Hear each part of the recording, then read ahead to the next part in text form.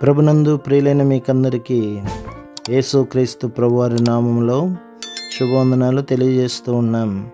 దైవజనుడు బ్రదర్ భక్త సింగ్ గారి పరిచర్యలో నుండి దైవ మర్మములు ఏప్రిల్ 19. గొర్రెపిల్లకును స్తోత్రమును ఘనతయు మహిమయు ప్రభావమును యుగయుగములు కలుగునుగాక. ప్రకటన గ్రంథం 5వ అధ్యాయం 13వ వచనం.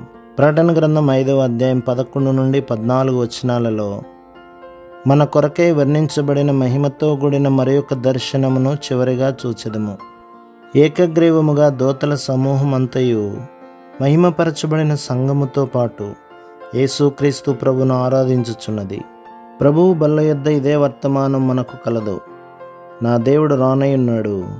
ఆయన ప్రారంభించిన పనిని పరిపూర్ణం చేయుటకు ఆయన తప్పక రావలసి ఉన్నది. ఆయన వచ్చు వరకు ఆ పని పూర్తి కాదు. ఆ దినము కొరకు వేచి ఉన్నామనే విశ్వాసంతో మనము ఆ బల్ల యొద్ద చెప్పుచున్నాము. మనం ఆయనను పోలి ఉండి ఆయనతో ఏలుటకు ఆరంభించు ఆ దినము ఎంత అద్భుతకరమైన దినము. ఎఫెసీ పత్రిక 3వ అధ్యాయం 18-19 వచనాలలో ఏకముగా ఉండుట ఎంత ప్రాముఖ్యమో మీరు గమనించవలనని కోరుచున్నాను. ఆయన యొక్క ప్రేమ సంకల్పమును మనము సంపూర్ణంగా గ్రహించలేము.